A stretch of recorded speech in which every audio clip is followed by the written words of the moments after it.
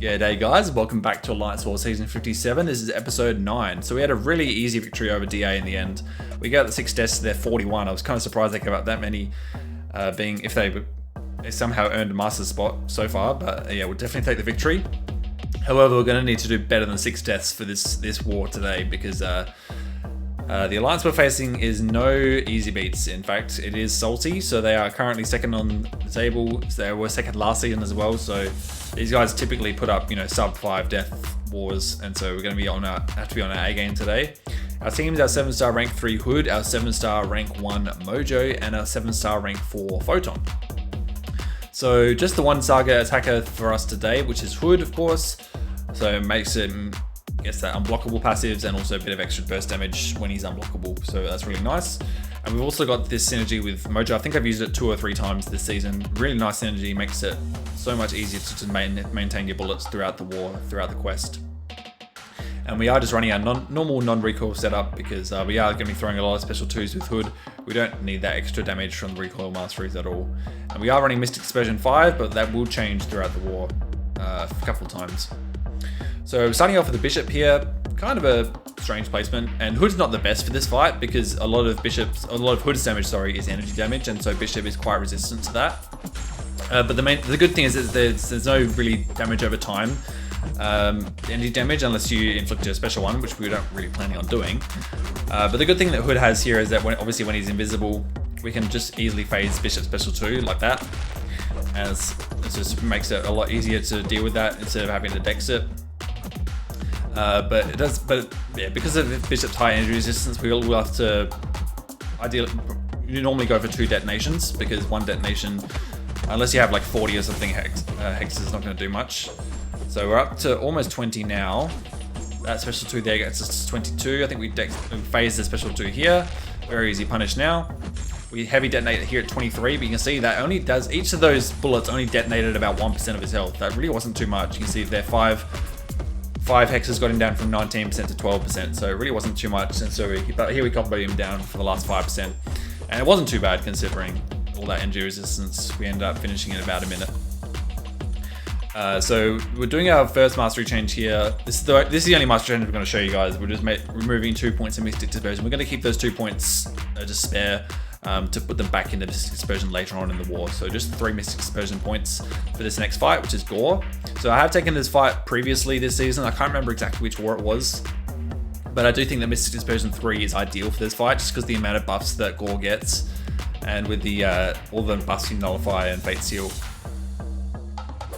So we are going to start the fight with a heavy while invisible. This will put that nullify immunity on cooldown, and then ideally we want to throw a special 2 to get that Fate Seal on. So that's what we try to do here. We get a couple of special ones out of him.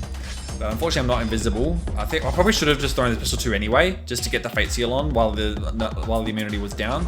But here we throw the special 2 just to turn the immunity off again, and all that power back helps us. So we are, and then all that Fate Seal, he had like 20 buffs on him almost, I think. So that did get us back to a special 3. We made a special 2 out of him. We fully dexed it, but some of it went into phase as well. This wasn't as clean as the last time I did it. I think just because, I didn't throw that special 2. I didn't throw that special 2 when I could have, and so that sort of disrupted the flow a bit. That's why I got to the special 3. But it's fine. He is regenerating a lot here because that nullify immunity is in fact down. I'm not sure why, because we just knocked him down. But yeah, it is. It might have been. Maybe you have to do it with a heavy attack. I can't remember.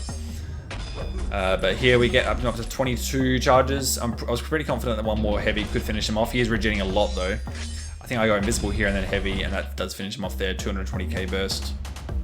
Next up is Ebony more. We're on path 6 now. This is the first time I've ever taken path 6 in section 2.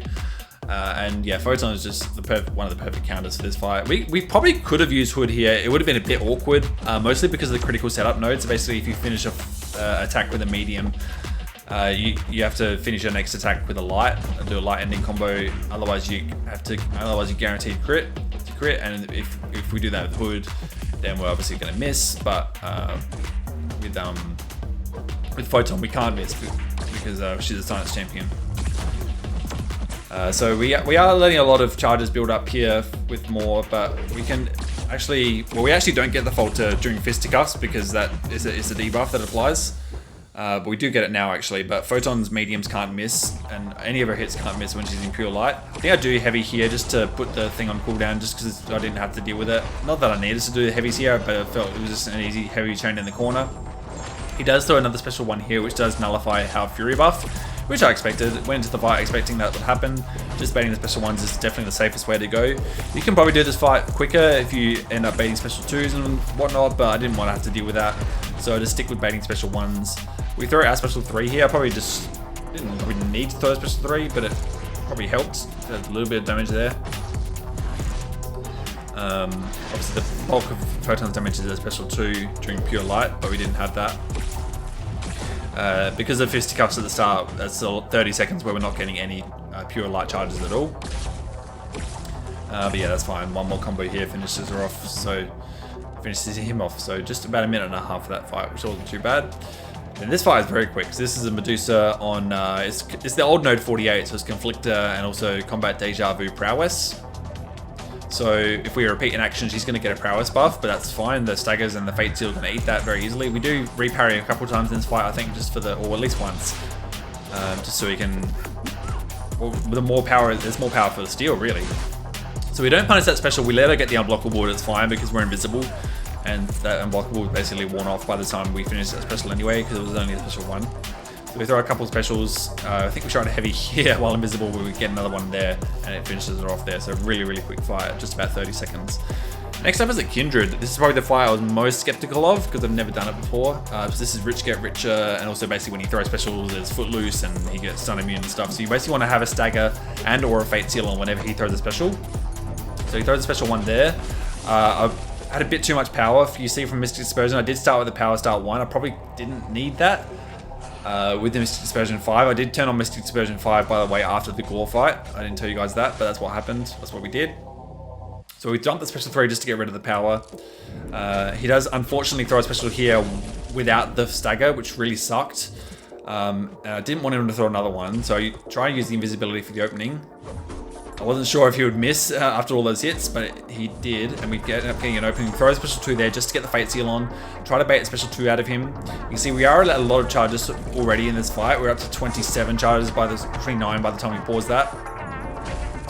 And unfortunately, the special 1 actually goes through our block. We end up breaking through my block, unfortunately, so we're not able to punish that special 1.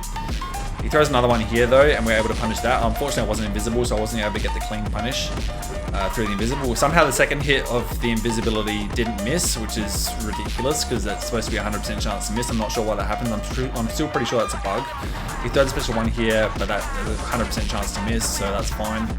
We get to 26 charges. I think this is where we heavy detonate. It gets him down to 1%, which is perfect. Special 2 finishes him off. So the fate seal didn't unfortunately turn off the root, but we had a special ready to go. So we let us it was about 1 potion just to heal him up for this last fight, which is a Vision Aarkus on the boss nodes. This is sorry, not Rich Get Richer. This is fight or flight. So basically every 12 seconds he's going to try and get unstoppable unless we're far away, and we'll get it instead.